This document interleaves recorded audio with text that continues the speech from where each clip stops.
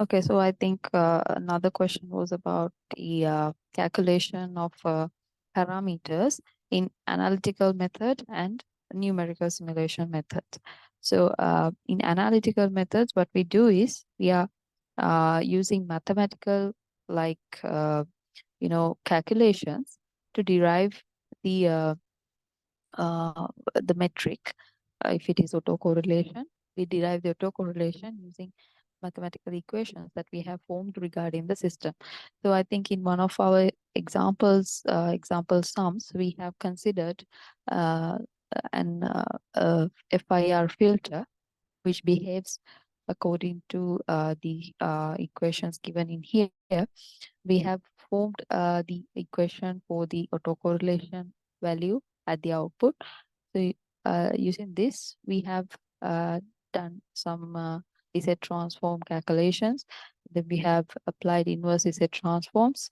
And then by doing that, we have derived the autocorrelation value for the system in time domain using the Z transform calculations. So this equation that we obtain is known as the analytical result or the analytical method of solving the problem. So if we want to find the autocorrelation value using analytic methods, which means that mathematical, calculation method, you can find it using these steps. So you have a definite answer for the analytic method. So this method will define exactly like how the autocorrelation value is defined based on the different, how the autocorrelation value changes with each time index n, and it's given using a function in here as the sum of delta functions. So this function might vary based on the different system you're considering. However, there will be a equation that defines um, the let's say the autocorrelation value with respect to some other time functions. So this can be taken as the analytical solution for the problem. If you are doing with related to numerical simulations, you will not be able to, exactly, obtain this. You can obtain this equation and you can simulate it. But then, if you are using this equation and plotting that, then it is the analytical plotting or the analytical solution of this parameter. So if you want the numerical simulation solution, you need to consider Monte Carlo simulations, and then you have to consider the autocorrelation value for different instances of time, and then you have to calculate the autocorrelation value considering the concept basically of autocorrelation. So in here you will be doing Z transforms, Z inverse transforms, but it's not what we are going to do in the Matlab simulations. Matlab simulations is based on using Matlab, simulation functions, or else you build your own function, and then you try to replicate the autocorrelation function using the signals you have, input signals you have, and the filter transfer function that you have. So with those input signals and transfer function you have, you can generate the autocorrelation by using the basic principle behind autocorrelation. So in here you can consider that uh, autocorrelation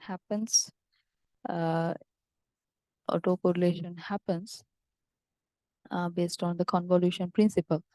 So so first you need to generate an input signal using uh, random functions. You can use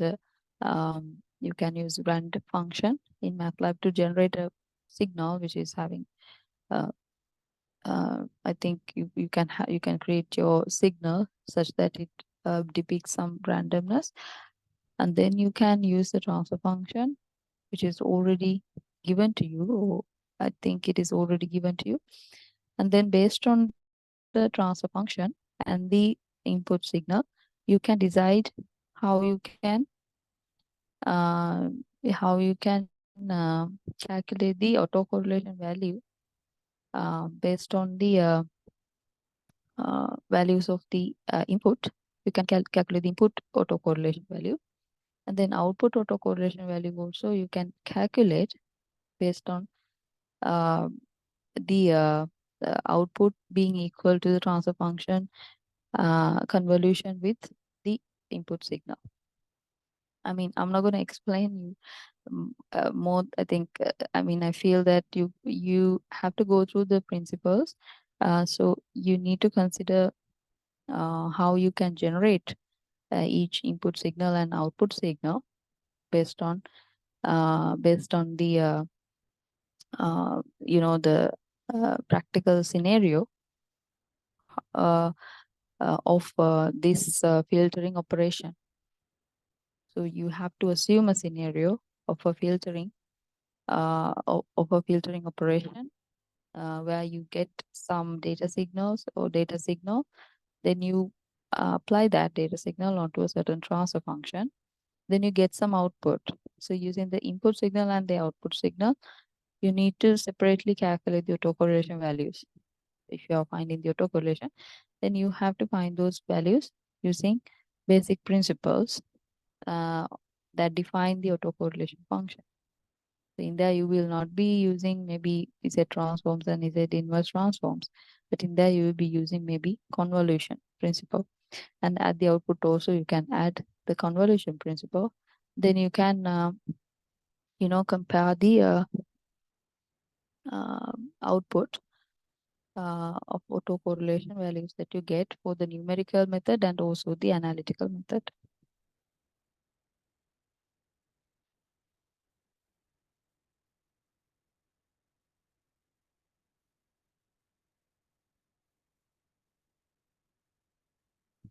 Any questions on that?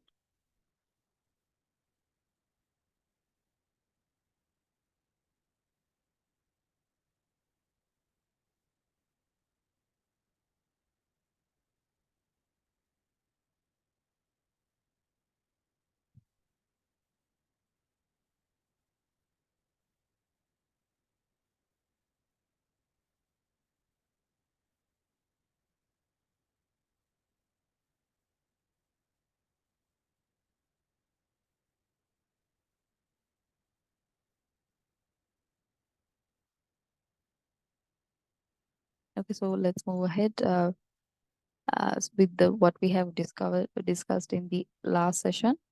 So in the last session, we have discussed about the FIR filters and IIR filters. So we were discussing about their characteristics and how they are, like how their definitions change, and also how their block diagrams can be defined. So the FIR filters can be defined using finite set of filter coefficients. However, like with that finite set of coefficients, sometimes we cannot obtain the ideal filter that we are looking for. However, we can increase the number of coefficients and obtain that. We want the very ideal filter. When we discuss on IIR filter, it was the case where we have like uh, an impulse response where you have an infinite impulse response. So in there we have like coefficients for both uh, delayed versions of the input signal and also delayed versions of the past output signals. So in there actually we can develop the FIR filter, sorry, IIR filter such that we obtain the frequency response that we need from the filter in a better way. So we have the ability to consider about the frequency selective gain of the filter. and we consider about the frequency behavior of the filter more. And then based on the frequency response that is required, we develop the filter. And in here, we are actually considering about filter designs that we can use, and filter designs for band pass filter, and likewise the other low pass filter, high pass filter. Those kind of things can be designed quite correctly, based considering the frequency response using IIR filters. So with this IIR filter, we can actually develop the filter for using low number of coefficients. However, like it is this IIR filter is having some limitations also, which is that the stability of the filter sometimes can be lesser than the FIR filter. In the reason being that the response does not have a like a fixed ending, so that the continuous feedback that is coming from the output of the filter keeps the output somewhat unstable. So the continuous feedback from the system makes the filter a little bit unstable in situations. Afterwards, we discussed about the wavelet transform, which is a transform that is a little bit different from the, kind of more informative than the Fourier transform. So a Fourier transform is the baseline transform that is used for many applications where you are trying to find the frequency components of the signal. In cases where you want the time information also of a certain frequency occurring, then wavelet transform has been proposed as the solution. So once you have some signals, such as earthquake signals, such as sensor data with noise, and then also let's say maybe health related signals, ECG signals. So sometimes even those signals can have abrupt changes in the signal outcome. So if the amplitude suddenly changes at some point, we can identify that using time domain. However, we cannot identify that using the Fourier domain. So once we are having the wavelet transform, we can combine both those aspects together in an optimal manner. And using that, we can try to observe um, where the that abrupt change happens in the signal, and also find the relevant frequency or the frequency range that is corresponding to that abrupt change. So with wavelet transform, you give both the information related to the time and also the frequency that the certain sudden abrupt change in the signal occurs. So also with wavelet transforms, we can um, use the similarity aspect between the wavelet or the small piece of wave that we are trying to compare with the original signal.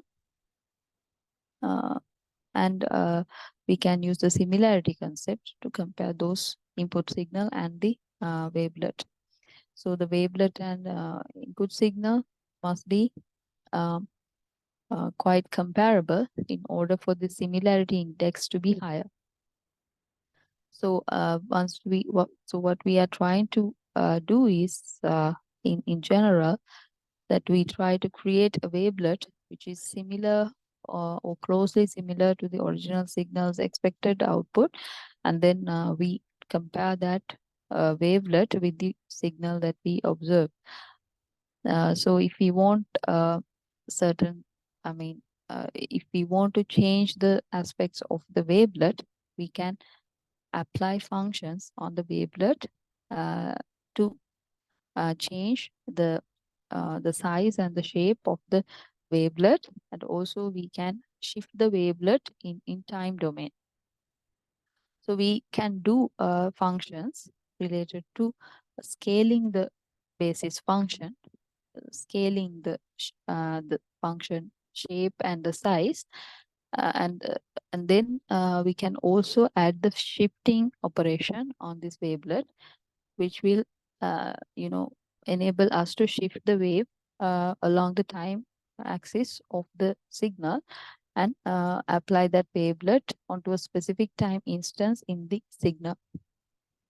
So we can do basically two functions on this wavelet, which is basically scaling and shifting. So so the by doing so, we can adjust the wavelet according to our requirement, and we can get some idea regarding the input signal. So with wavelet, I think basically regarding those things, I think I discussed. Any questions up to that point?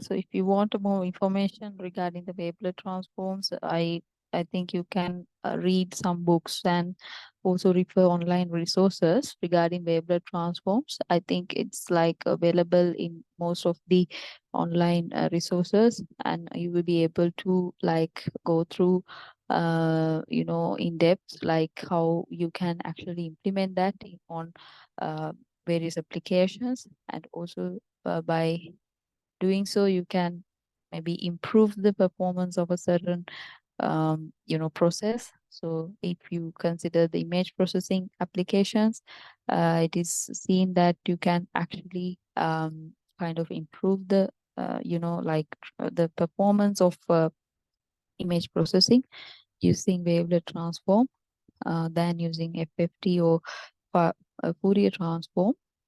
So we will be able to see that through Matlab simulations as well. So I think that wavelet transform is a transform which can identify the small changes in the signal or abrupt changes in the signal at a certain location in the signal. So if you have this image with certain contrast in different locations in the signal or in the image, then the exact location where the change occurs can be observed using the wavelet transforms. Also, by understanding those locations, we can also, try to, keep those places intact in the final image processed output if you are doing image processing.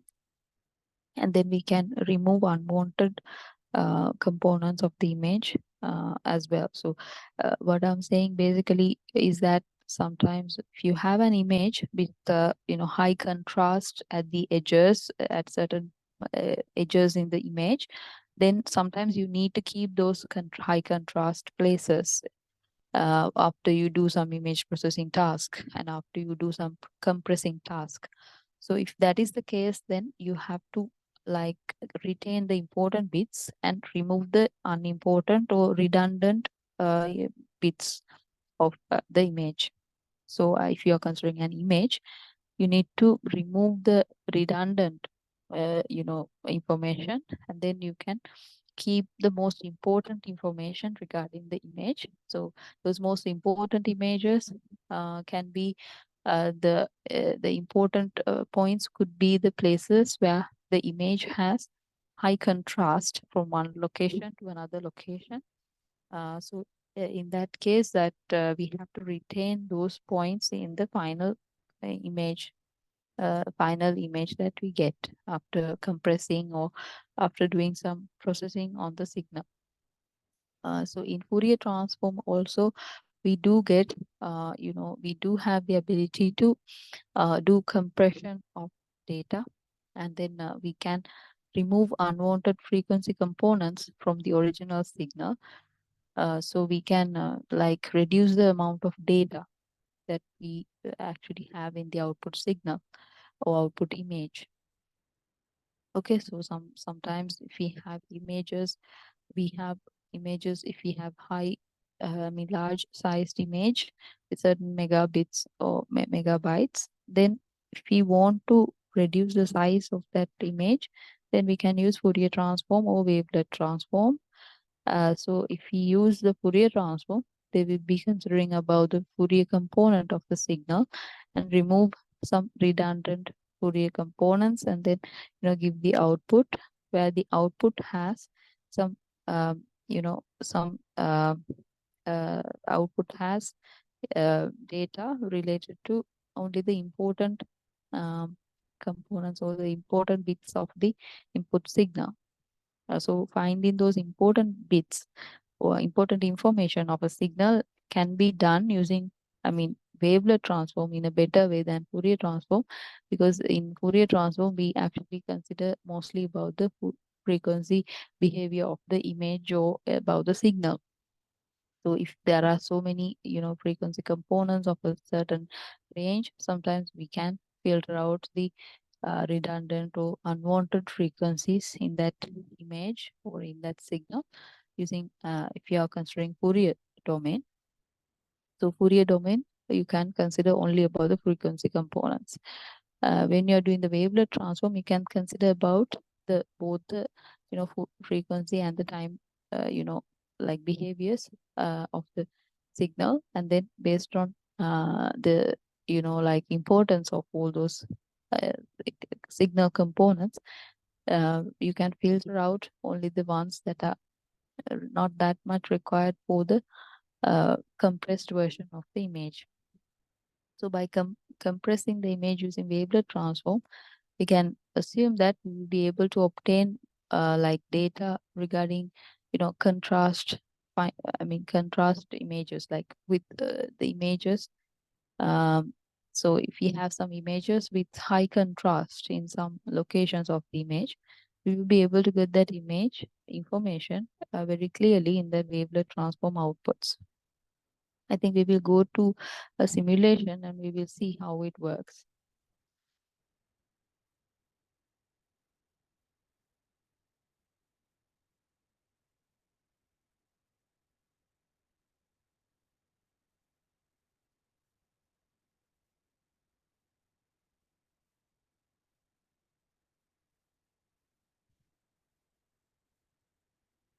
So with FFT transform, we can uh, develop a an algorithm to do the FFT and then compress an input signal into a version with uh, low density or lesser size than the original version. We can resize the image using the compression using FFT method. So what we give is that we give an image or some kind of signal, and then we do the FFT operation on the signal. After we do that, we can actually remove some components of the signal or the image by keeping a certain percentage of the frequency components. So in here we have defined certain percentages that we want to uh, that we want to remove from the uh, that we want to remove from the original image. So if we want to uh, so in here actually we define the percentages that we want to keep.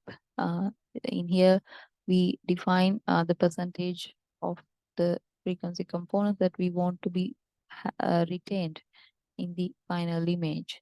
So the percentages that are defined here is basically 10%, 5%, 1%, then 0.5%. So once that retaining has been done, we can see how the like output image is different to the actual input image. I will run this one. So we can include an image of our choice. So then we can see the outputs that we get. So I initially used an image of a dog that so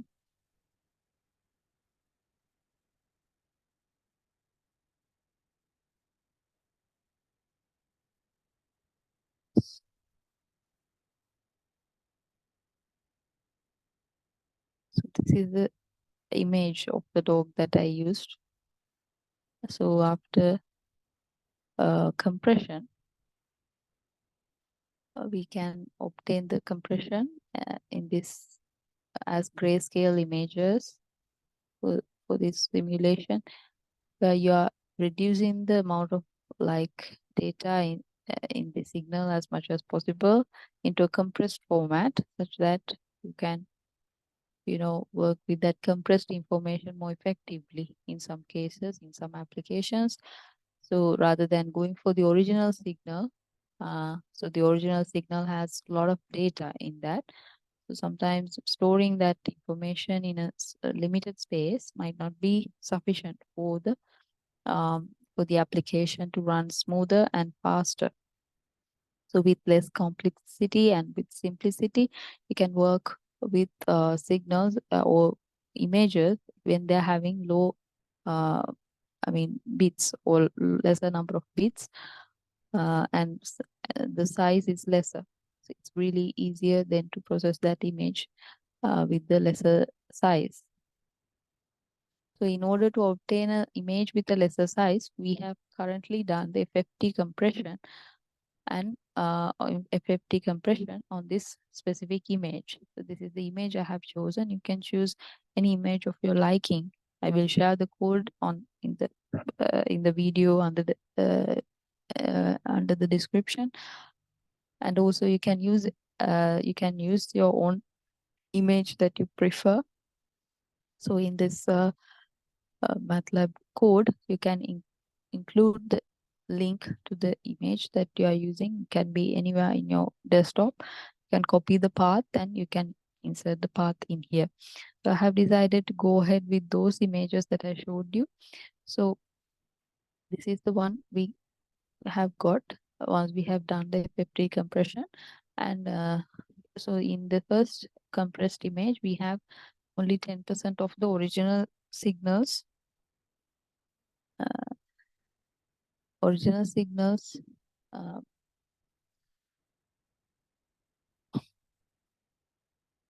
frequency components. So we have 10% in the first image. So first image has more clear output than the rest of the images. When we consider these 5% image, 1% image, and the 0.5% image. So when we consider all these four, 10% one has better, resolution, and it gives us more contrast information. So the contrast information can be obtained more from the first image, I believe. So other images are more blurred. And when you go to the 0.5%, it's almost like you cannot see whether it's a dog or any other animal. So sometimes it's like words to understand up to what threshold we can remove the frequency components. So we need to, run these kind of, trial and error simulations or MATLAB simulations or simulations in general to find out the threshold that is, suited for these certain images. So that we can actually get some information from the compressed image. So sometimes you need to find this certain threshold. So with this, with these results that we are getting, we can actually say that we can do, compression, leaving keeping only 5%. Maybe that would be kind of fine. It's not the best, but you can keep 5%, and at least you will be able to identify it as a certain animal, and like hopefully you can detect that it is a dog specifically using this image. So when we go back we can see that we can also use wavelet decomposition or wavelet transform to decompose the original signal using wavelets. For that, we can use the like function called wave deck 2. So this one we can search about in the help. So if you type help wave deck, you will be able to see about this function. This function is related to multi-level 2D wavelet decomposition. So basically about 2D we are talking about. I mean 2D means images. So such kind of like signals which are related to only, I mean, two axes. However, if you have 3D, I think you can have another function to do that decomposition. In here we have wave take 2. So the decomposition under 2D dimensions. So once you have done the decomposition, then you can keep or remove some of the components of the input signal based on the wavelet decomposition that has been done using the wavelet transform.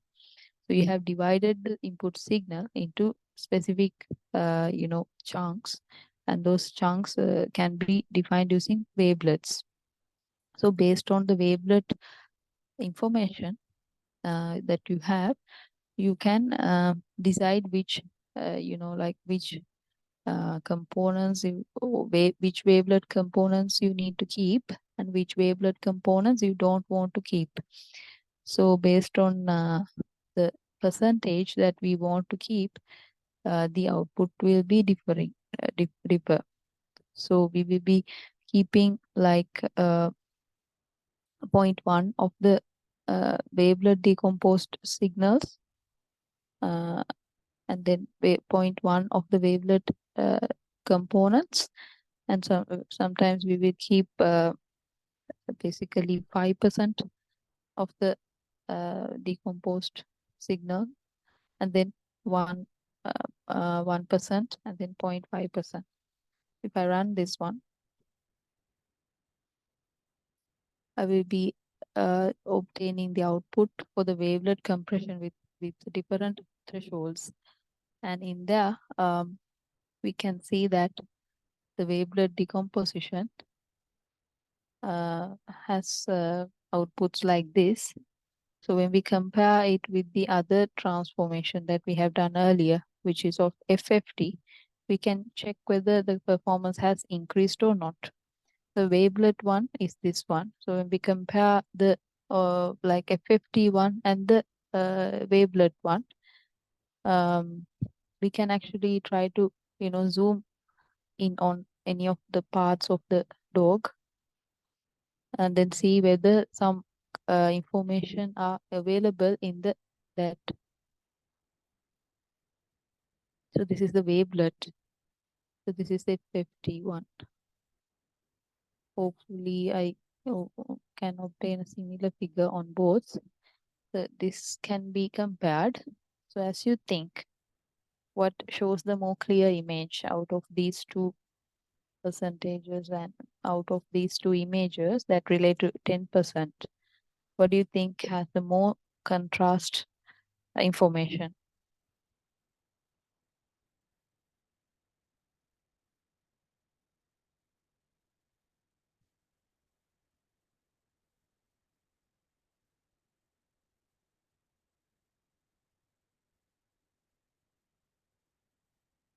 So yeah, thank you.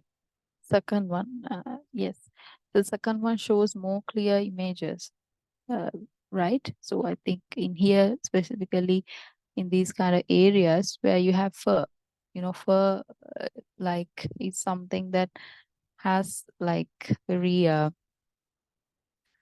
like some very minute changes, right? In there you have very minute changes in the signal frequencies. um, however, those kind of images can be observed using wavelet transform when you compare with the Fourier transform. So when you go to the 5%, 5% one in here. Also, yeah, if I'm going to, I think, zoom, this is a 51. This is the wavelet one. If I'm going to increase the size, so this is the size that can be seen. So even then, I think the wavelet one has a better information, or better like information about the signal, about the information of the image. So it has like more contrast around the edges of the image than this F50 compression output. So based on that, we can actually see how the performance varies. However, in the wavelet one also, once we have about 0.5%, the performance has degraded up to some extent. So that also has to be, I mean, observed. So some limitations can occur in the wavelet transform also, when too much of frequency components, in here actually wavelet components, when too much of wavelet components are removed, then we cannot really reform the original signal in its original form. So we need to understand that we cannot go beyond a certain threshold. So I think with that, actually, we can understand that there are some advantages with the wavelet compression when you compare with the FFT compression. So we are currently, I mean, research works and industries are currently using this wavelet transform to identify contrasting images and compress them effectively, such that more information regarding the contrast features are retained in the output. So these can be applied in different areas of the industry, such as like, let's say, healthcare industry, where you want to obtain like the most important information regarding the changes in the signal. And then also image processing, as we discussed, where the image processing will be done on the signal, and some redundant information or not that useful information are removed on the input image. So once you actually remove those things, remove the unwanted signal components and remove the redundant signal components, you will be able to have a less less size image, and therefore you can use that for saving memory space, and also do some necessary tasks related to the image using the available compressed image. Some applications include the machine learning predictions as well. So if you use machine learning, then sometimes if you have less size or low size, I mean smaller images for the prediction purpose, your algorithm will work efficiently than in a case where you give the exact original image as the input. So rather than giving this as the input, and we train the model saying that this is a dog, we can sometimes include the grayscale image and train the model as a dog, and we can train the model. So we can train the model with less complexity and with the high efficiency with the suitable transform. It could be wavelet transform added onto the image. So those kind of images can be quickly processed through machine learning algorithms and other processing algorithms. So those kind of things are important before you do the machine learning. Sometimes you need to do the initial data set preparation in a proper and a kind of standard procedure, such that you only keep the important information in your image, and then you use that to obtain a certain decision about the image.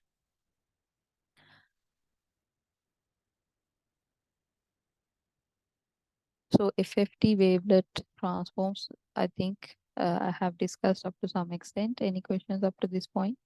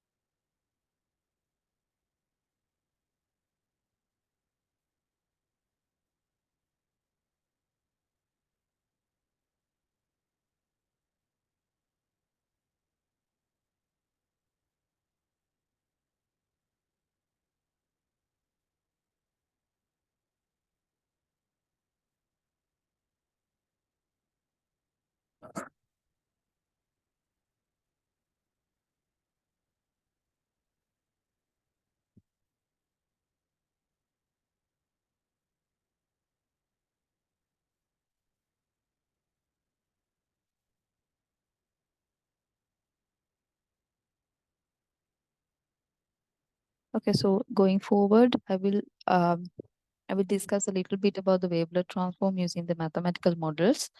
After that, I will not be actually, spending a lot of time on wavelet transform. After that, I hope to start the section on adaptive filtering, and then with that, I will be able to discuss about the adaptive, filters, adaptive FIR filters for starters, and then I will be able to, discuss how to use some algorithms such as stochastic gradient descent algorithm to um, to update filter coefficients in an adaptive manner.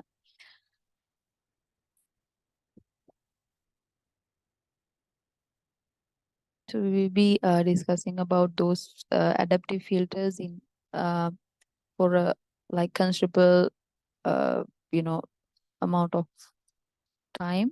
Um, I think that it is important to complete that.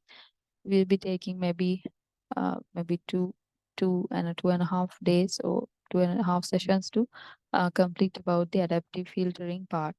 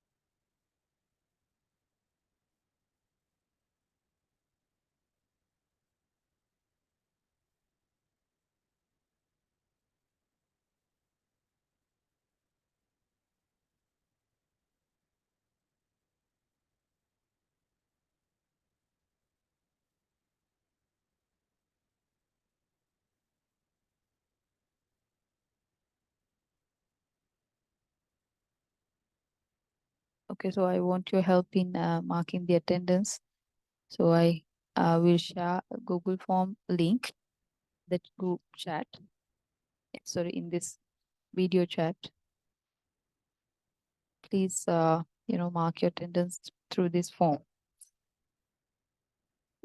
If you cannot access the form, please let me know kindly. I will give you maybe 5 to maybe 10 minutes. I need to obtain my writing tool. So I will give you 10 minutes to fill this form. If you have any questions up to this point, please put in the chat. Thank you.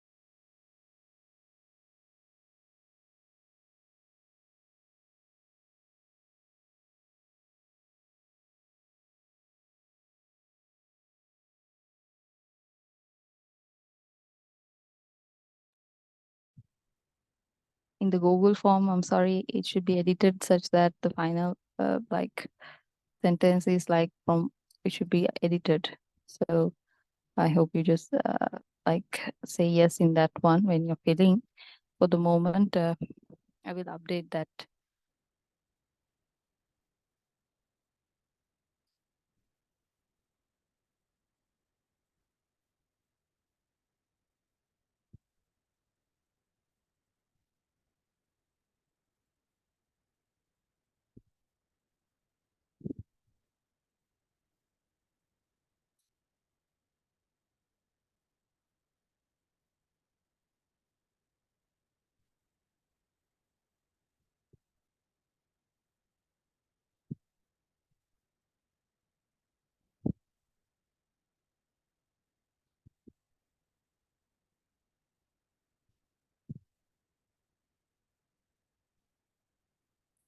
I think thank you for marking your attendance.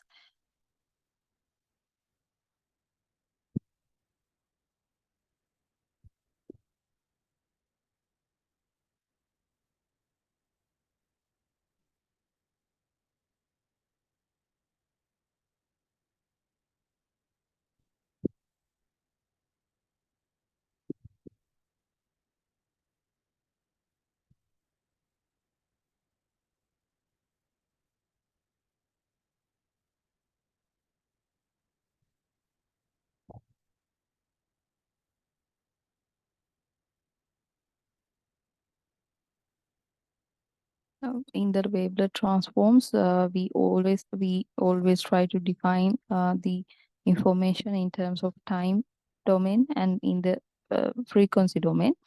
So in the frequency domain, we can give information with related to the time.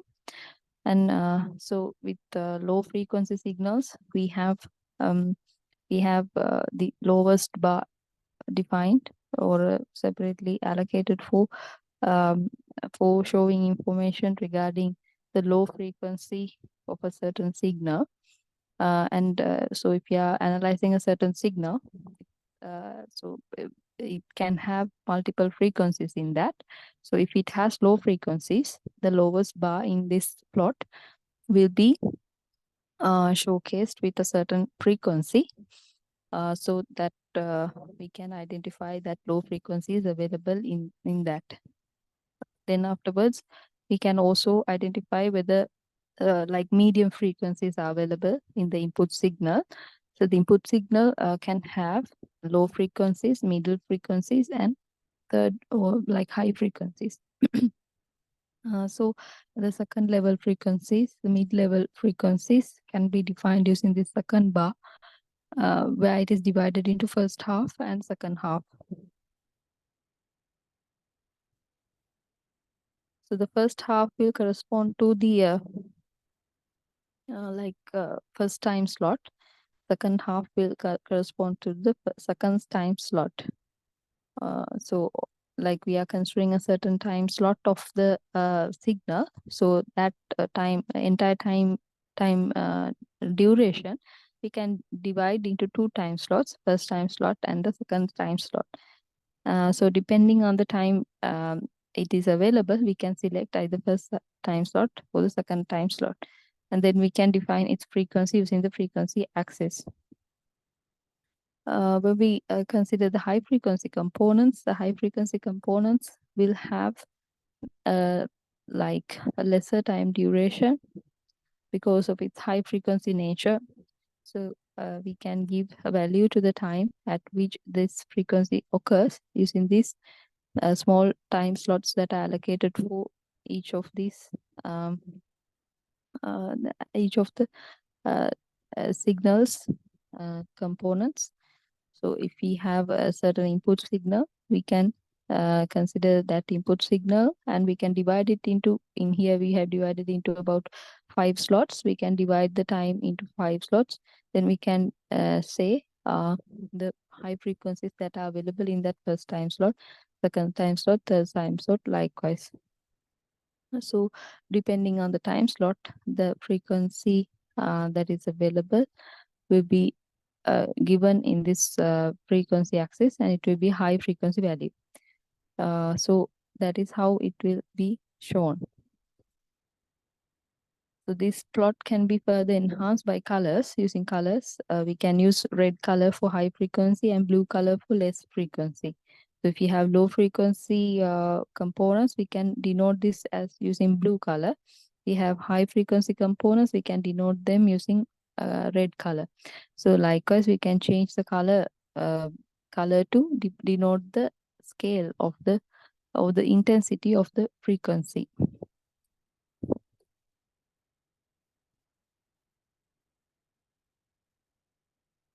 So I think we discussed about this section where we are using a certain common wavelet, that we are using that wavelet to match the similarity with an input signal that we have, and that input signal has this format of behavior. So once this input signal behaves like this, we need multiple wavelet components to detect the behavior of the different parts of the signal. There are parts of the signal, of the input signal, which has slow changes. Slow changes. There are some sudden changes in some part of the signal. There are some slow change. That means the wavelet that we have to use will have to have a certain width and a certain shape, such that it can capture the original input signals like features and its behavior. So we take the original wavelet signal, the wavelet component, and we adjust it, and we form a new wavelet component with different parameters included in that. So the different parameters that we can include will be, let's say, A and B parameters. Those A and B parameters will define the shape and the time at which this wavelet occurs. So we will discuss about those mathematical models of the wavelet transform, and then we will be able to understand the time shifting and scaling properties. So anyway, like baseline, like easily to understand, what we do is that we try to modify the mother wavelet for the common, I mean, basic wavelet. We call this the mother wavelet. We change the mother wavelet, and then we adjust its shape using scaling operation, and we shift this wavelet into the specific location that we want in the signal, and then we apply the wavelet transform on that specific location. So the wavelet transformation can be done using two operations, scaling and shifting. Wavelet transformation can be done using scaling and shifting. So wavelet transform means you are transforming the mother wavelet to another form. So after transforming, you can compare with the original signal. So you have to do the necessary transform in that optimal manner, such that you can capture the original signals with specific behaviors. So the finally, the once you have like compiled these different components to take the similarity or compare with the original signal, you can define the original signal using a combination of these wavelet components that you define for the input signal. Okay, so you are defining a set of wavelet components, and then you are showing the original signal as a combination of these wavelet components. Any questions on that? So at the end, you will have a sum of wavelet components as the equivalent value to the input signal. Input signal will be equal to sum of wavelet components. So we will have some coefficients to define these wavelet components, the involvement or the contribution to the original signal. So we will have some coefficients also added to the function. However, these small wavelet functions will be like the basis functions that will be used to like denote the original signals values. The original signal will be able to be shown as a combination of wavelet. Let's say this is wavelet 1, wavelet 2. Likewise, so it will be a function of wavelet 1, wavelet 2, And also there will be some other coefficients also inside this function. So with those combinations of W1 and W2, we can denote the input signal. So this can go up to Wn, not only W2, we take up to Wn. So up to Wn, we can take that the combination of W1 to Wn components construct this original signal. So once we have these components that we have in our system, then we can remove the components as we discussed earlier in the Matlab simulations. We can remove the unwanted wavelet components using wavelet compression. Wavelet compression means you are removing some unwanted wavelet components and you are keeping only some percentage of the wavelet components. So the keeping amount of component and removing amount can be varied according to our application and according to our wishes. So the amount of wavelet components that we are removing can be decided from our own end.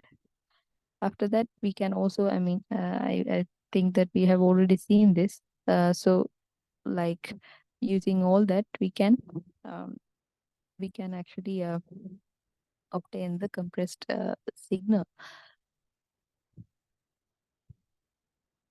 With related to the mathematical like model, with related to the wavelet transform, we can write that the we can write that we can derive any kind of a wavelet. We can derive any kind of wavelet using the mother wavelet. Mother wavelet, we can consider it as a general wavelet that we can use to uh, depict a wavelet. So this is, let's say this is the mother wavelet.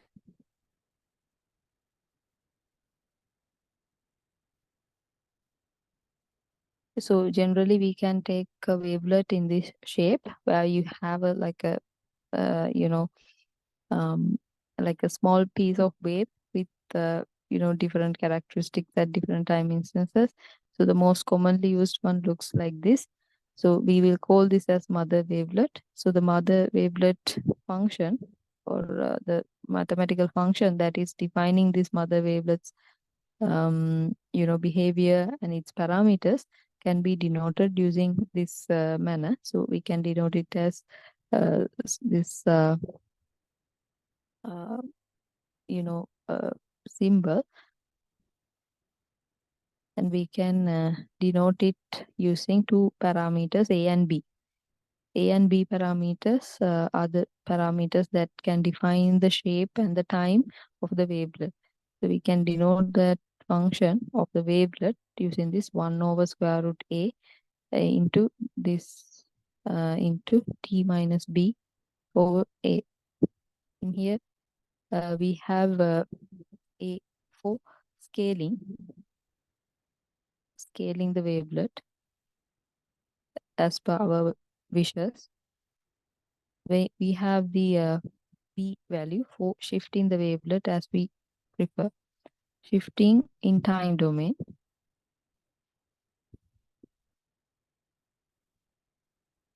So shifting the wavelet in time domain can be done using this B parameter. So in here also we can see this is T minus B. So in here that some time shift has been added to the wavelet component.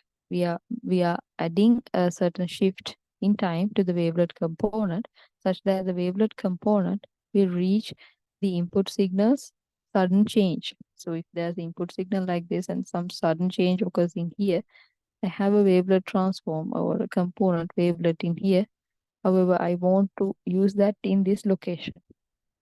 So based on that new location that I need to move the wavelet, I need to find the delay between the current time instances and then the expected time that I need to be in. So the shift we need to decide. So the current time where the mother wavelet is in could be at T, and the place where we want to shift our wavelet to is going to be at T1. depending on the difference between T1 and T, you can decide the shift that you need to apply on the wavelet.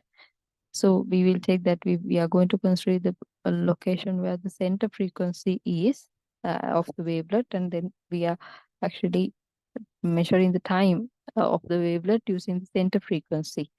So using the center frequency, we can define the time at which this peak occurs. We are taking the peak as the point where the wavelet occurs in time. So the time value you can take as t, and then you can take the difference between t1 and t to find the b that is required to shift the wavelet from t to t1. After that, you can also add the a parameter to like adjust the shape and size of the wavelet, and then you can do so. By that, you are doing the scaling of the wavelet. So the mathematical model that defines the wavelet, like mother wavelet, would be given in here. And then the wavelet transform can be defined using generally using this equation, where you say basically that the transformed uh, transformed version of the signal will be denoted using A and B parameters and in the frequency domain. And it can be denoted as applying the wavelet transform on a certain function ft. So we have the wavelet transformation operation. So this is denoting how the wavelet transform operation or the wavelet can be defined. Right? So we can define the wavelet using this equation. So in this operation, we are basically applying this wavelet on top of the ft. So this is the original input signal. And the wavelet is applied on this original input signal. So once we do that, we can get the wavelet transformed output. So wavelet transformed output signal we can see in here. So wavelet transformed output. Wavelet transformed output we can observe after we do the operation related to the wavelet transform, where you give a small wavelet to the function and you apply that wavelet over different time instances of the function. Then you find the different components or wavelet components that define or constitute this signal. So based on that, you can do compressing, you can do processing, and you can remove unwanted wavelet components. Then you can like form an image or a certain data signal that applies with your application. So depending on your application, you can decide which type of transform you need to do. And such kind of transforms really can actually reduce the cost of the like industries and research units. So you can actually reduce the cost using these transform methods and compression techniques, such that you are actually transmitting lower size data than the actual data. But those lower size data means it doesn't mean that we are sending unuseful data, but we are filtering out the useful information using the whatever the transform method. It could be wavelet or Fourier. So in all those methods, what we are trying to do is we are trying to uh, retain the most important information in the original signal as it is, while removing some redundant data from the original signal. So apart from these equations where you define the transform or the wavelet transform method, also we have multiple like wavelets that are defined as of now by many people or by research works and so on. So with the time, many wavelet functions have been defined that can be used to compare with the original signal. So we have different wavelets, and the wavelets can be in different shapes and sizes.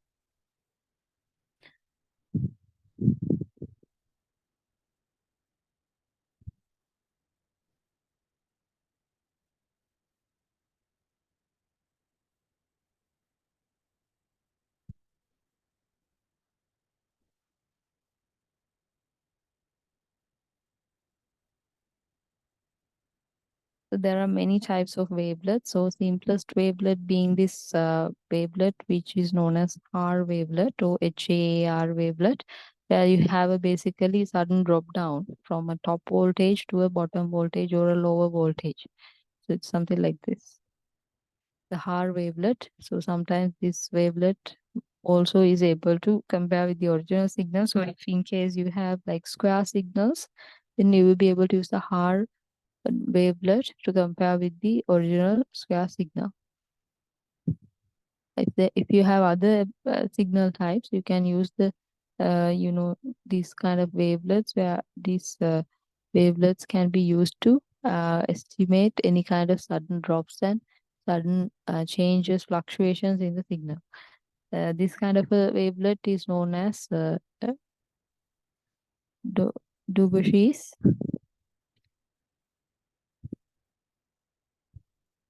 This one is known as HAR. So HAR one is this one, and Dubushes is the second one. So third one is the Mexican hat. So in there you have like a wavelet which is like this manner. So it looks more smoother and curvier than this, but I will try to like you know try to like denote it like this. So this is known as Mexican hat. Apart from that, we also have other wavelet types such as coiflet or coif. We can say so. It looks like this. So like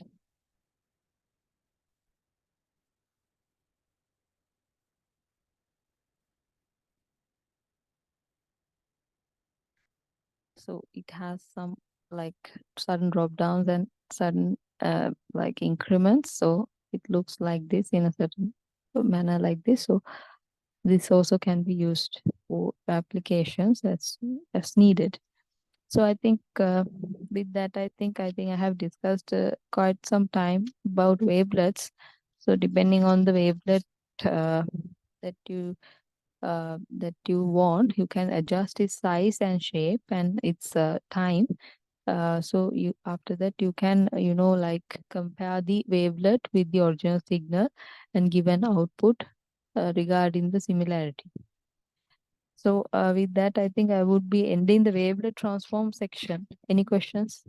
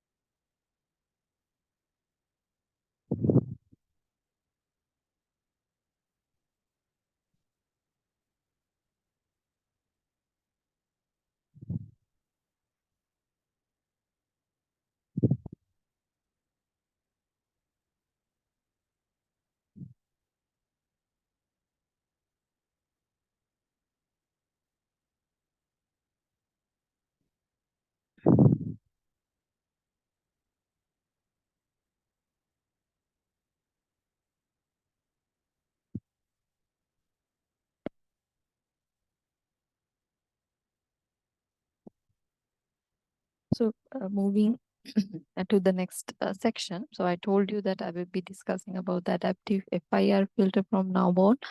So as of now, we have discussed about FIR filters, IIR filters. So with those, fundamental knowledges, we can actually go ahead with this adaptive FIR filters. So adaptive FIR filters are filters that change their filter coefficients adaptively, right, based on the requirements. So the filters that change their coefficients adaptively are known as adaptive filters. So we can consider adaptive FIR filters and we can consider adaptive IIR filters. In this session, we will start talking about the adaptive FIR filters. So in this adaptive FIR filters, we will be able to see that the coefficients will change adaptively. So the coefficients will change adaptively. So what we mean by these coefficients are the coefficients of the filter, right? So the filter coefficients will be changed adaptively using a certain algorithm that we propose. So I think the filter coefficients will change adaptively mainly because of the behavior of the input signal. So first and foremost, like FIR filters, like block diagram looks like looks like this. I think in the last classes we have you know drawn the FIR filter in a kind of a summarized manner. So in here we can obtain the X naught or the most initially received data sample getting multiplied or taking product with the channel coefficient. Then you do that for all the other rest of the uh, uh, I mean input data samples.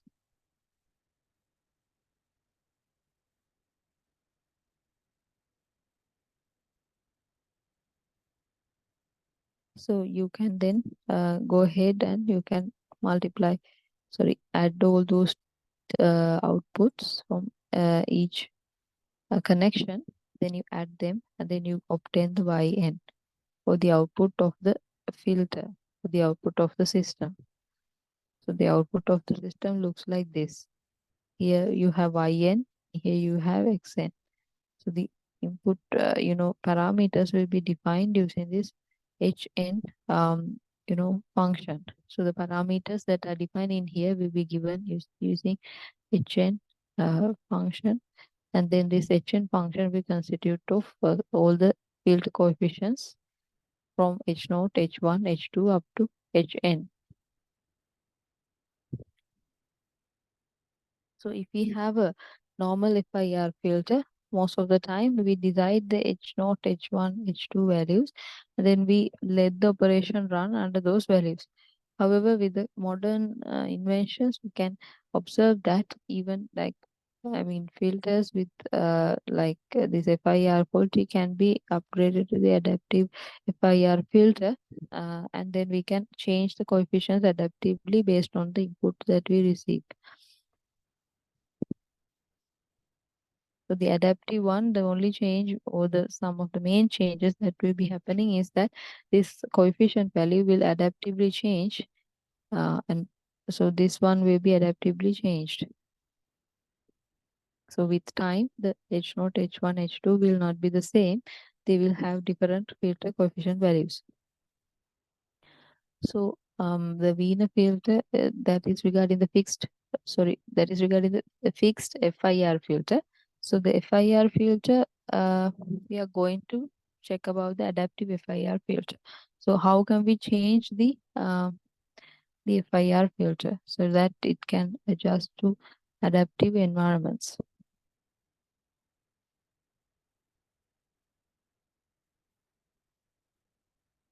So any questions so far?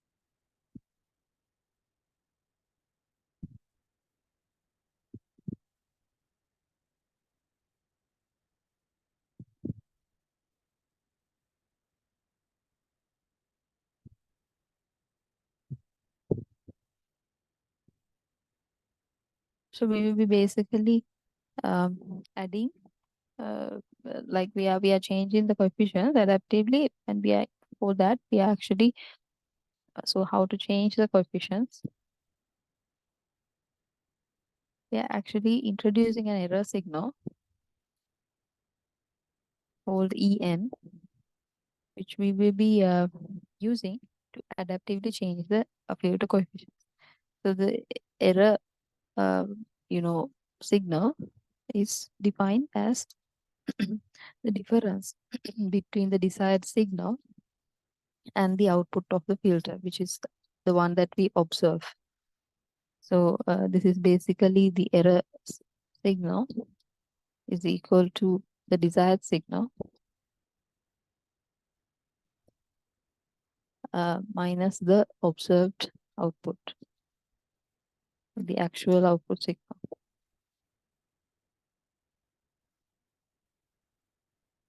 So desired output signal and the actual output signal.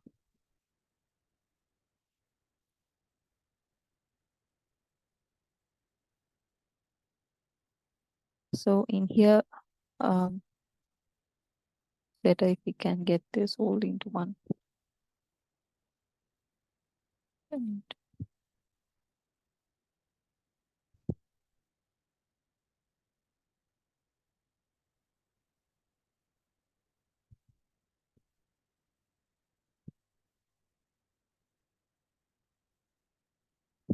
so the desired output signal is the the dn, desired output signal, the dn, and actual output signal is the yn, or the one that we observe from the filter. So let's assume that we know the desired output signal of the filter.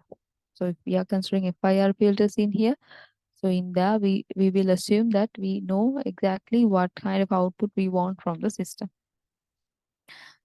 So in that case, we can find the error signal because we already know the observed output signal.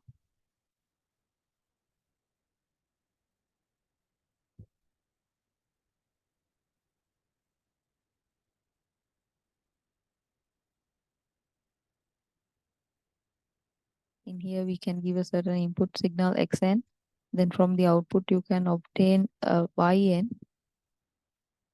where the we will denote the coefficients as FIR HN coefficients. After that, we can compute the error between the output that we observe, right? Output, the output will be a filtered output so since the input signal is going through this FIR filter. So the output signal will be a filtered signal, and that will be compared with the desired signal.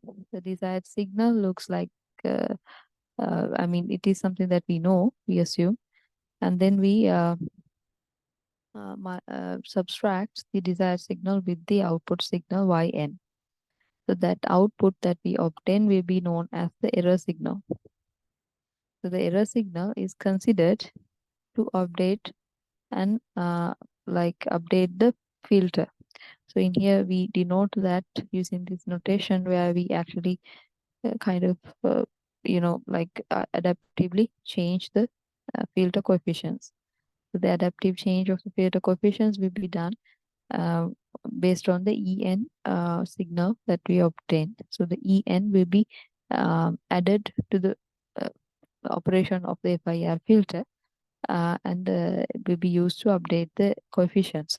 So this arrow line that I'm drawing in here will show that it's used to show that the changes will happen in the coefficients, changes in coefficients. So that is how we can update the FIR filter. So in here we have this feedback loop. So this feedback loop is used to give feedback regarding the error. So FIR filter will get updated, then it will give a different output after its update, and in the next time slot it will give a different output based on the difference in the outputs and the desired signal. You will check the error. If the error is high, then we sometimes need to revert back. We need to revert back, and then we have to go back to the initial stage where it was, and then again restart the adaptive coefficient process.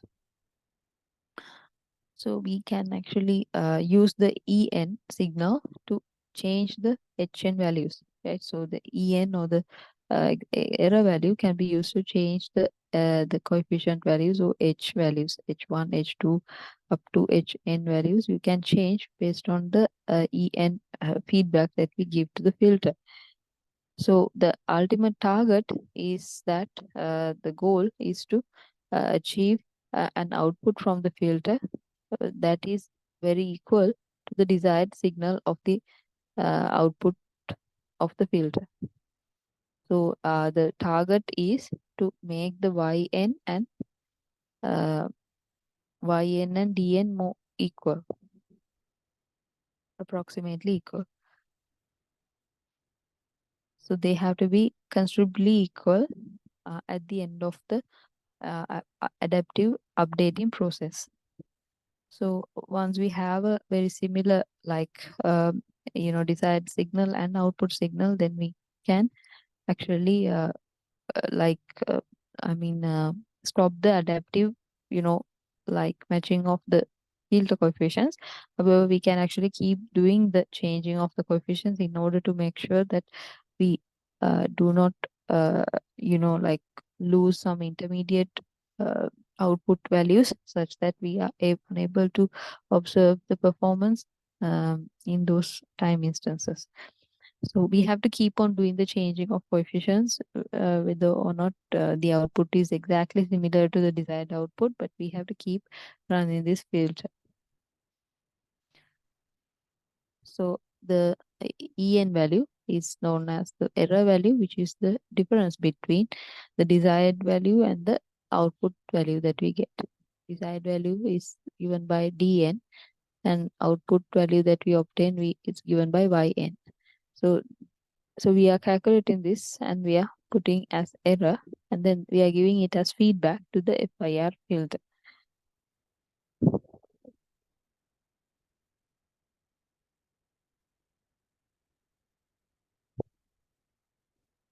So for this operation to happen, which where we try to approximately equalize this YN and DN signals, we have to use algorithms for that. So we can use algorithms related to least mean square method. Least mean square method can be used.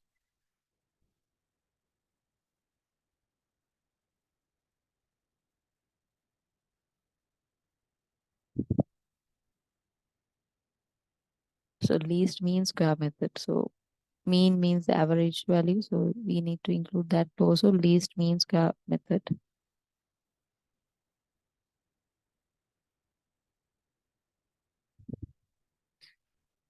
So the mean square method mainly does the minimization of the error squared.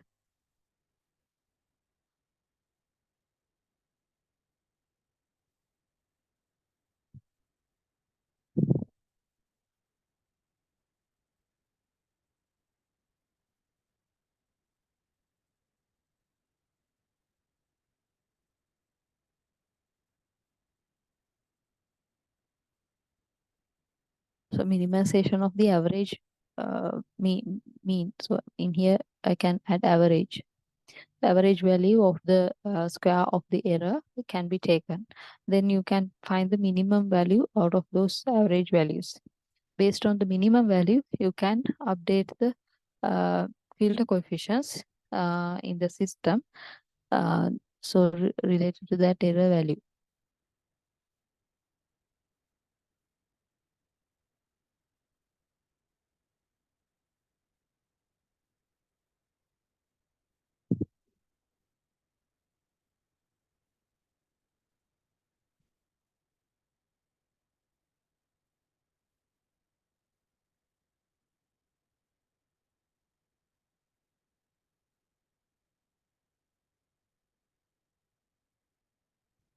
So the error function we can draw with related to the coefficient values. So error function we can write with related to the coefficient values.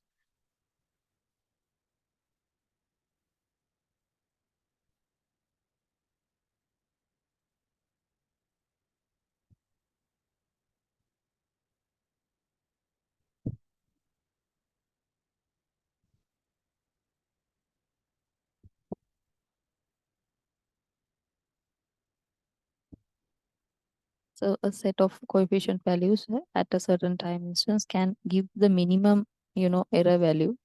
So if there's a function that we can draw like this against the filter coefficients, we can find through this plot that at a certain time instance, the error values goes down, then sometimes it can go up as well. So if there's a position in this plot where the gradient is 0, we can say that at that position, this, function has the minimum value. So the gradient should be almost 0 in here, gradient.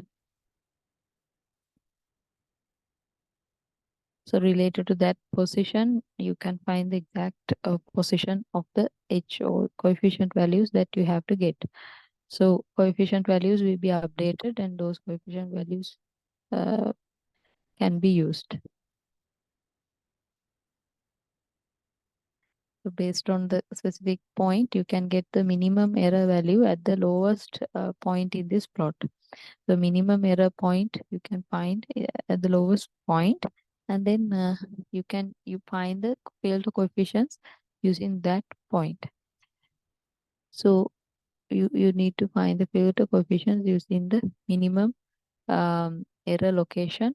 So the filter coefficients will be declared using this plot, which was built using the data regarding the system. And then using the coefficients that are proposed, you can, check whether you can get the output of the filter as same as the desired output. Any questions up to this point?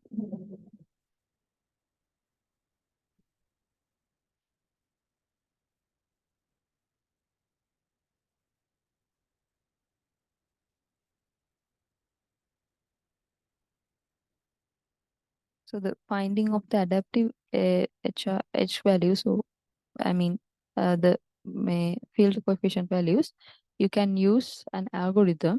And in here, we are going to discuss about an algorithm called the gradient descent algorithm. Gradient descent algorithm is a popular algorithm now with related to machine learning, applications and so on. So in here also we are going to use gradient descent algorithm to update the channel filter coefficients based on the input signal and the desired signal.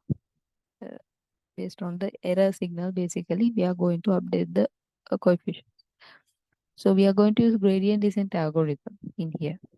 If we have some filter coefficients at a certain time index, let's say h at n plus 1 time index, then the value of the coefficients that were there already at n plus the delta value of hm that is getting added will be defined as the way of updating the filter coefficients each time instance, for example. So you can update the filter coefficients at each time instance, um, and then you can use those updated filter coefficients for the calculations and like checking the behavior of the filter. So the gradient descent algorithm is an algorithm that helps us to find the location for this minimal point to occur. So in this graph, we have this minimal point of the error. So for that, we need some specific channel coefficients. So those specific channel coefficients will have to be um, added, and we have to be calculating that using this gradient descent algorithm. So in here we have this delta hm for the small coefficient change that we are adding. small coefficient change. So the small coefficient change we are adding can be defined using this definition, where this delta Hm at a certain time instance we can define as the fraction between uh, the we can define it as the partial derivative of the error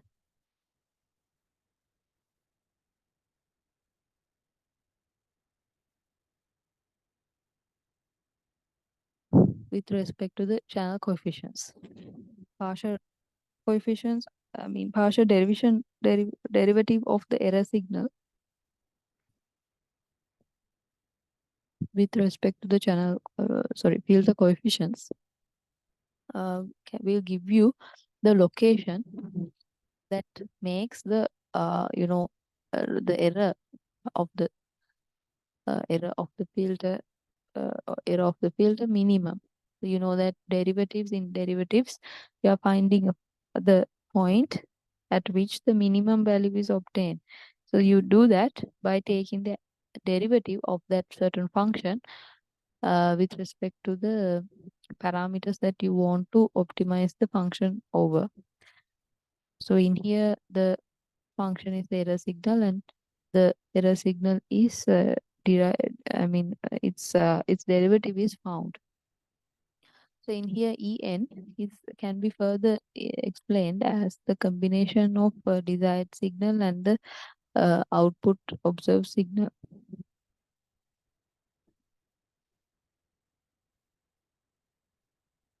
So that I think we have already defined earlier. So I think we can anyway define in here as well. So Dn minus Yn is the En. After that, we can we can substitute instead of this En squared, we can substitute all that into this brackets. So in here, delta Hm n means that you take the partial derivative of half into En value, which is Dn minus Yn into squared. So actually there should be some bracket in here. So please add the brackets. So in here you are going to take the derivative of this error value with respect to the filter coefficient value. In here also one thing I want to mention is that there's something called the learning rate. So you if you are knowing about machine learning and other statistical subjects, you know about this learning rate that we can use. So in here, in this delta Hm, there's no explicit learning rate that has been mentioned. However, that learning rate has to be mentioned for this gradient descent algorithm because we want to find the exact position that brings the lowest error point, and finding that position requires a lot of effort, and so sometimes learning rate has to be dynamically changed to find that location, find the optimal location for a certain application. In order to find that exact location where the error is minimum, you need to use the learning rate coefficient appropriately. So we can basically compute the delta Hm value. In here, we have to add the learning rate constant also, which I'm going to call as mu in here. Right? Learning rate also, let's say, is included in this delta Hm. So there's a mu in here. So in here also, I'm going to include the mu. So after that, we can say the mu over 2 is a constant. So we are going to take it out, and then we are going to do the rest of the calculations in the under the error signal. So in here we have Dn minus Yn as the error signal. So you take the square of that as well. So inside this, I will put a square. So with that, the error signal can be defined.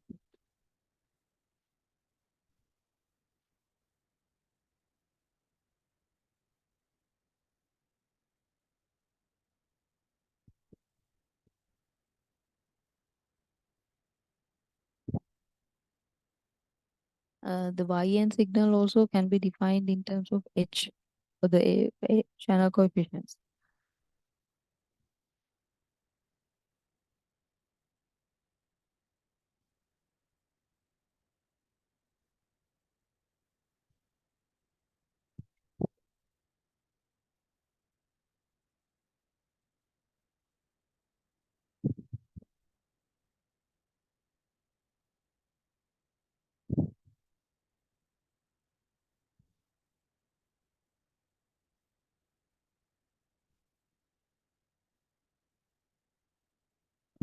In here, yn equals the hn convolution xn.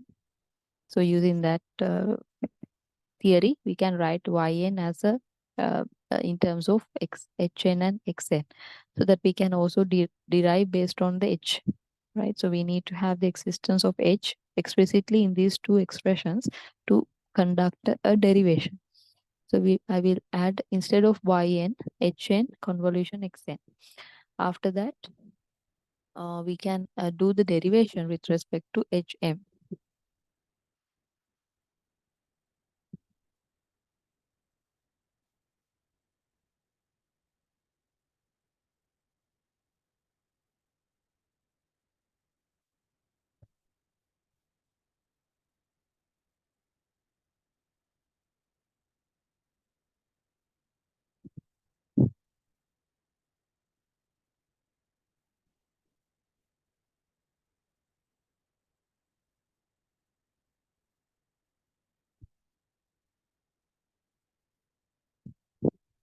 So when we are writing this convolution, we can expand this as the sum of the components from k to k minus 1, where the components of the, like, field signal or a field response, you need to define using this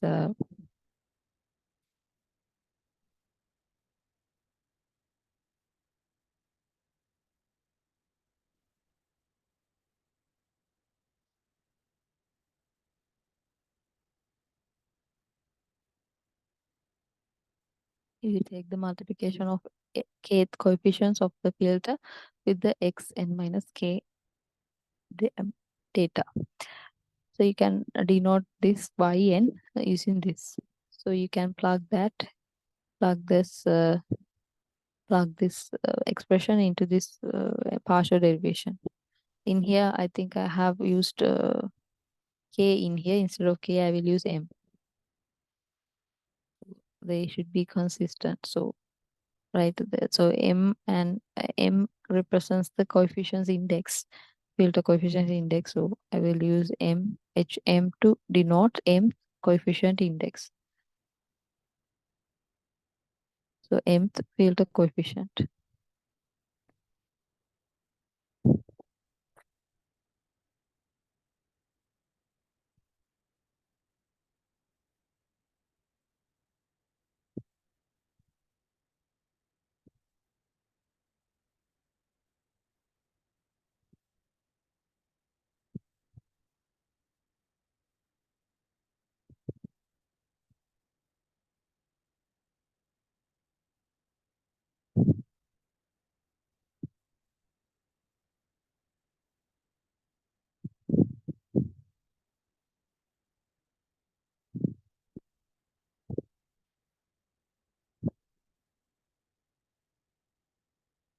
So since there's a presence of hm in here, you can take the derivation with related to hm coefficient using this operation, and then you can get the final output.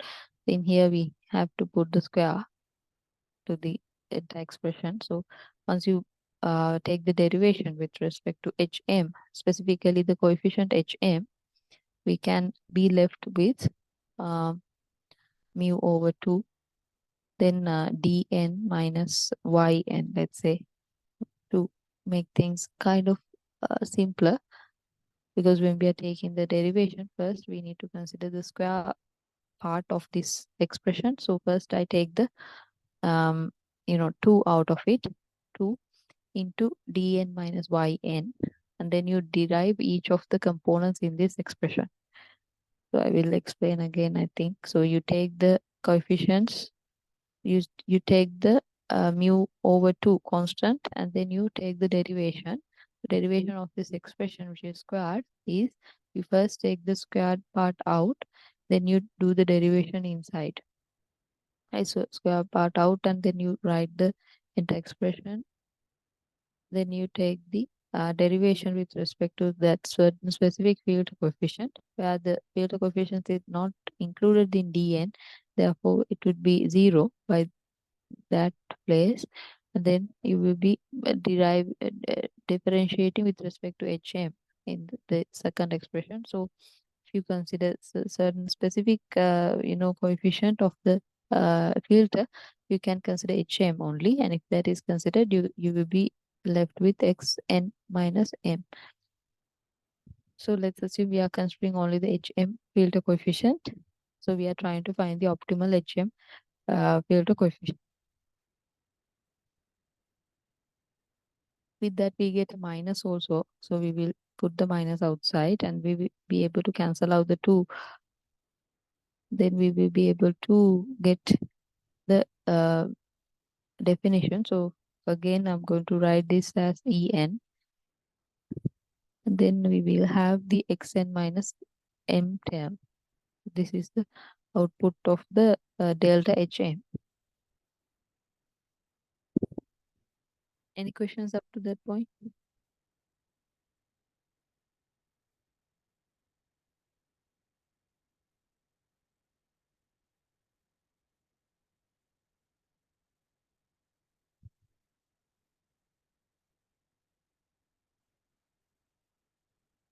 So with this, actually mu in here means the learning rate. By adjusting mu properly, we can find the optimal minimum point very quickly or in a very delayed manner. So what I mean by that is, if you have a function which is like this for the error, then let's say there are some minimum values apart from this main minimum or global minimum, we call this. So this is the global minimum, where the global minimum of a certain parameter happens.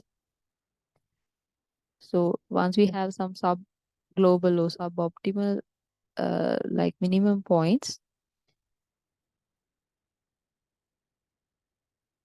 we have to select the global minimum point. For that to happen, we need to make sure that we check each and every uh, place on this function during this I mean, so we have to find the like the position with the global minimum, and we can use the learning rate to do that, right? So if we have a certain we consider a certain point of the h value, right? In here we have the channel coefficient values. So very different h values initially we can give a certain specific values for the filter coefficients. Then we can change the filter coefficient slightly, either in the either in a positive direction or in the negative direction. We can change the coefficient values in the positive direction or in the negative direction.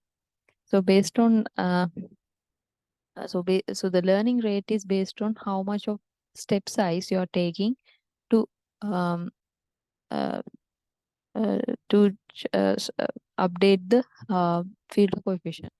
So mu is the learning rate, and this is the step size taken to uh, update the field coefficients. So field coefficients can be updated as given in here, right? So earlier we had a look at that where we updated the filter coefficient. So they are given in here. At certain time instances, the updated filter coefficient will equal the previous filter coefficient plus this delta value. So with that, we have to also consider that uh, we are going to consider the situation where we have hm, right? We are trying to find the hm, optimal hm value. And then we are going to take it as the sum of previous value for the HM and then the added value through delta HM.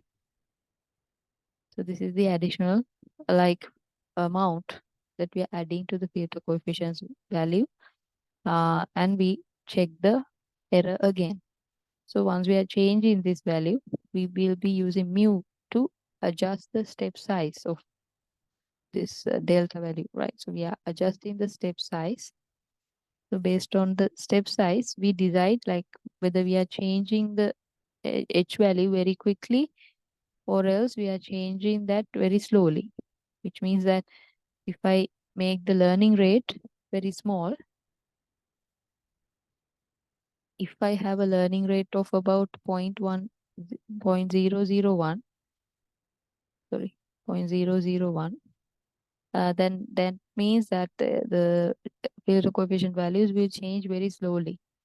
The filter coefficient values that correspond to a certain location will be changed very slowly, and then we'll be checking each and every filter coefficient around that area at each trial, and then you will be checking whether it's okay or not. However, if you want to like quickly change your filter coefficients to another value, you need to make the learning rate to the step size value to a higher value than that. So by changing the learning rate to higher value, you can, let's say I make it 10 or something.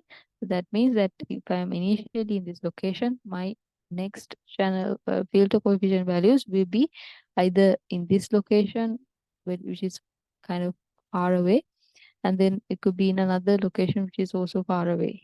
So we can drastically change the considered like filter coefficient value using this learning rate parameter.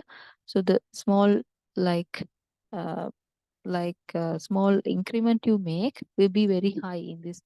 So the step size of change will be very high. The step size is high in this instance. The amount of step that is taken is high. The mu mu value is high, and using that you can go to different locations of h values or h value possible h values very quickly using this where we are actually having high value to the learning rate.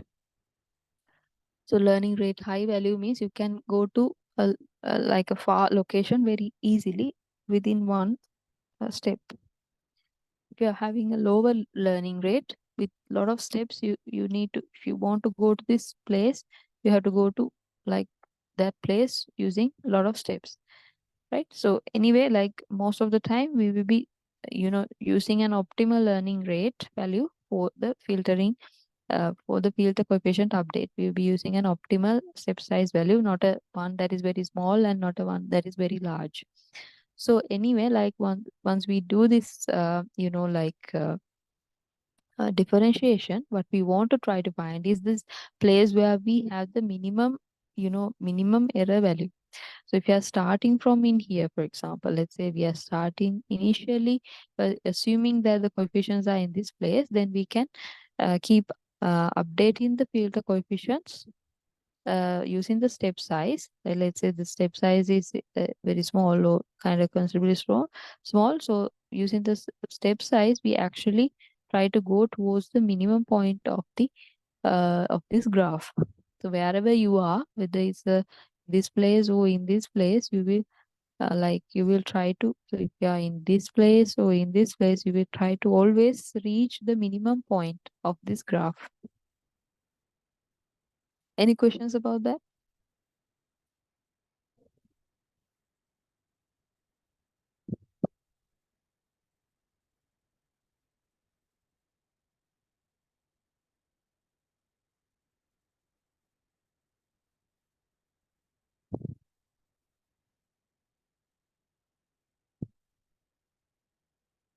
So as you can remember, there's a minus sign also in here. So most of the time in here the kind of the coefficient value we already had will be deducted with a certain amount delta HM. So that you will like initially if you have a higher coefficient value in here, let's just assume the coefficient value is 10 in here. So with the initial HM value, if it is 10, then we find that the delta HM value should be maybe 2 or something. Then the initial HM value will be deducted by 2 to find the most updated HM value. So that comes from this first expression that we had in the first discussion, where you denote this updated filter coefficient value using the past filter coefficient value and the delta value. So in here we have this, let's say that we have initially this 10 as the filter coefficient value. And then like initially when we are starting this gradient descent algorithm, let's say we have chosen the filter coefficient value to be equal to be 10. Then we are going to, um, update the filter coefficients using delta HM. If the mu value is really small, then the step size is going to be small. So let's say the step size is going to be 0.5. Then since the derivation has this minus sign, we can put the minus sign in here. Then we can update the HM such that it's going to be a filter coefficient value which can um, minimize the error value. In here, the delta value, the delta HM value would be mostly minus value, so that finally you will get an filter coefficient value HM n plus 1, which is kind of smaller than the previous one. So earlier if we put was 10, now it's going to be 10 minus 0.5. So it's going to be about 9.5. So likewise, the filter coefficients will update continuously, and the error value will be checked by the system continuously to check whether error increases or not. If the error increases with a certain filter coefficient set, then that action has to be reverted. Then by doing some updates on the filter coefficients, we can use the filter coefficients that will be able to give the lowest error. Any questions up to that point?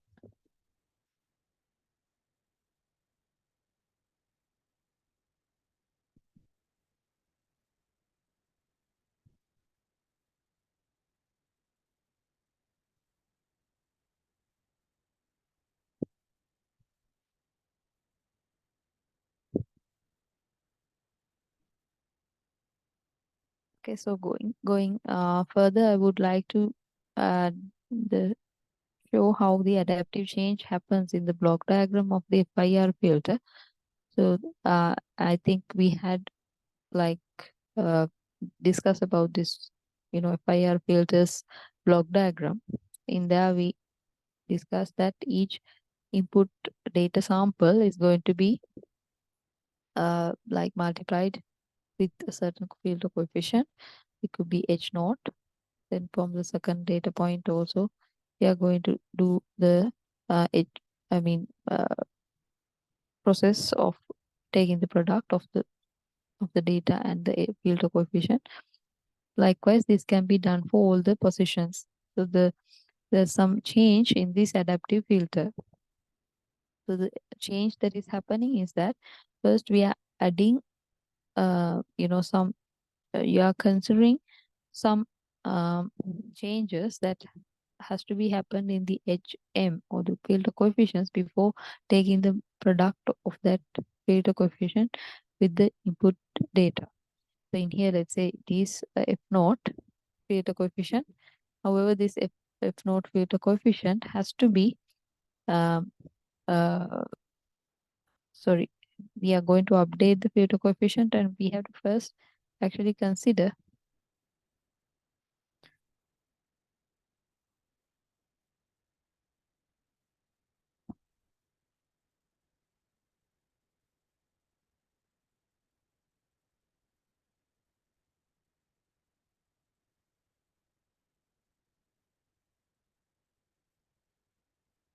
we have to first consider the En value,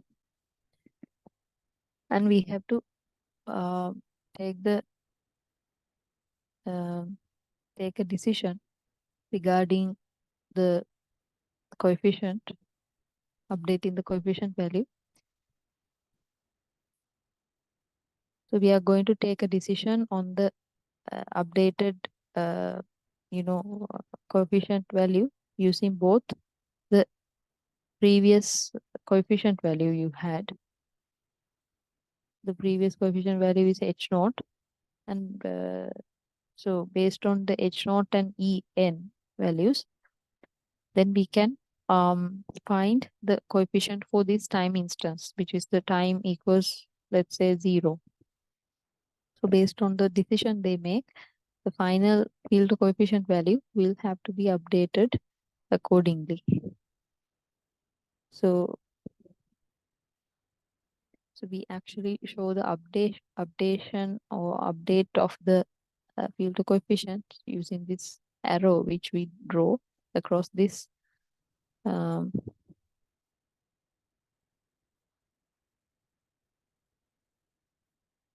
I'm going to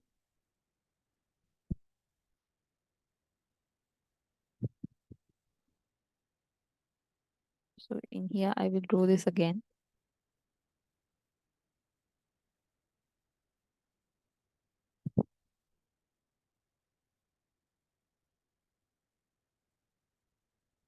So first time sample is getting product with the updated field coefficient that was found from a result that was taken by observing the behavior of En and HM field coefficients. The update of this field coefficients will be done based on this En signal that we receive. Based on the En, we update the field coefficient. The updated version value will be F naught, let's say. So for each data point, data sample that has to be done. For each data sample, we are going to give the optimal field coefficient value based on the En signal that we received and the H value or the previously available field coefficient value that we had in this location. So based on the En value and the error value at 1.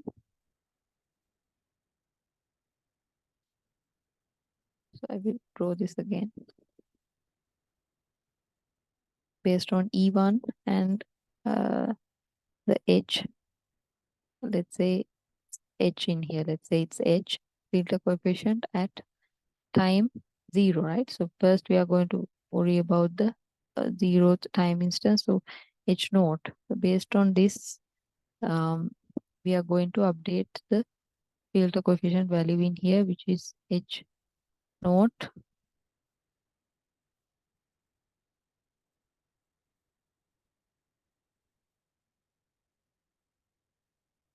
H naught at 0 time is taken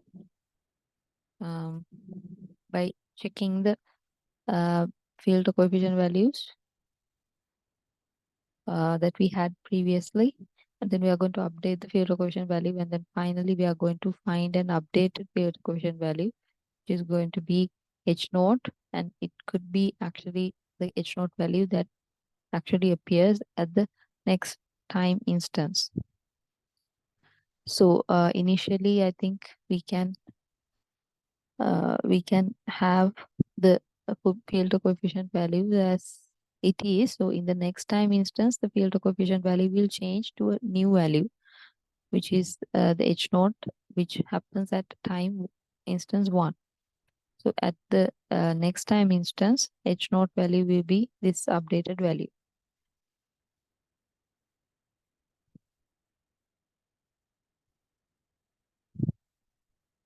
For each of the other field coefficients also same thing will happen. The field coefficient will be updated, and in the next time instance, the updated field coefficient value will be taken as the optimal field coefficient value. So we will be having this H naught updated. So for the next time instance of doing this operation, whenever we have a certain data sample in here, that sample will be multiplied by with this H naught 1 coefficient. So in the next time instance, we will be having the data sample x1 in here, and x2 in here, x3 in here. So if that is the case, then we have the product. We have to take the product between the x1 data sample and the h0 data field coefficient, which we updated previously as h0 1. So this updated field coefficient will be taken as a field coefficient for this data sample, right? So we are going to take the product between x1 and h0 1. So this is the output in the next time instance. So in the next time instance, this is the output that you are going to get, x1 into h0 1. So this is related to the second time instance. So in that instance, we are having the updated filter coefficient value. So using that updated value, we are going to calculate the output product, which is x1 and h0 1. And using that, you can find the output of that certain branch. Similarly, you can do that for all the other branches. You can take the product of all the different branches and take the sum.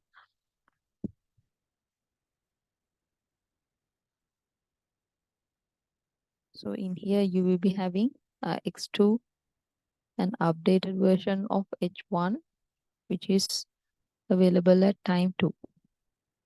So then we will have x3,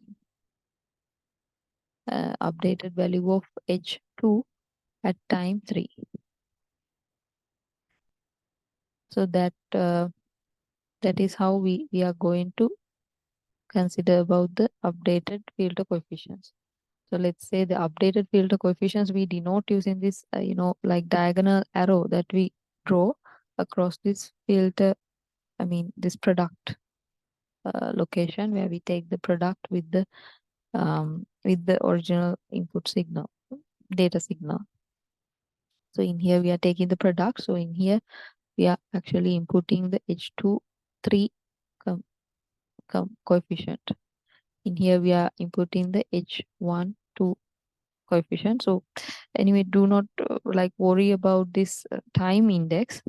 The only thing that I want to emphasize is that the previous h2 is kind of updated now, and the new updated h2 value is multiplied with the data, and the output is obtained for each data samples at the certain time indexes. So you are taking the multiplication with the updated filter coefficients. Updated filter coefficients you are finding previously, and you're storing that. Then once the new data comes, you multiply with the new data, the filter coefficient. So this update happens over the time. So the filter coefficients keep updating over the time once the filter receives data with the time. So once the data samples get shifted towards the right, the filter coefficient values also get updated. So I'm going to again just write the updated coefficient in here only for the moment. So in here we are going to, in the second time instance, we are going to multiply this data with the updated updated filter coefficient only.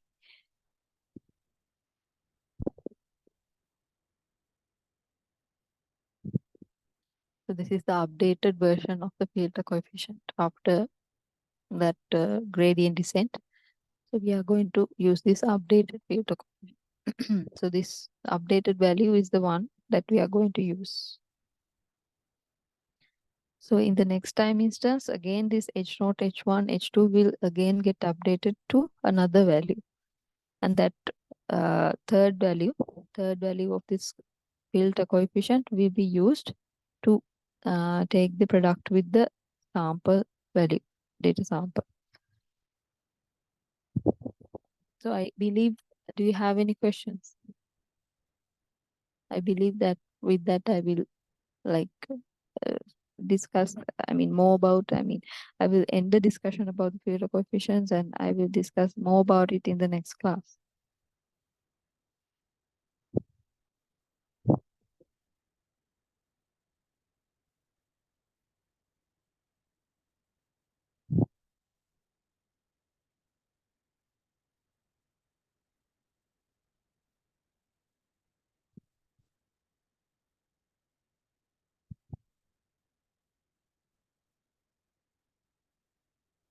So with that, I think I will end this section regarding Wiener filters. Sorry, FIR filters. We are going to talk about Wiener filters also in the future. So I think we will discuss about the adaptive FIR filters in the next session as well, and we will make some sums and then try to understand how this will behave, so that we can get some good idea about it. Then after that, we will learn about adaptive IIR filters. After that, we can discuss about the Wiener filters, adaptive Wiener filters, and Kalman filters as well. So most of the time, we will be discussing about the filters in the upcoming classes. We will understand why. I mean, why do we need filtering? You will need to think on your own as well. So, to remove noise and other interference signals um, from our received signal, such that we can recover the desired signal, so that we can have almost less error as possible. Then the user who receives that signal with less error can experience like good information. Filtering process is something that we are going to discuss about in the next classes and work on those concepts.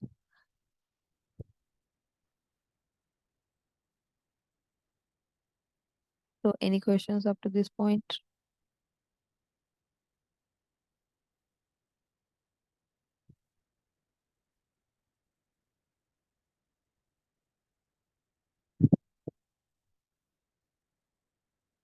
Okay, so I would like to end today's class by this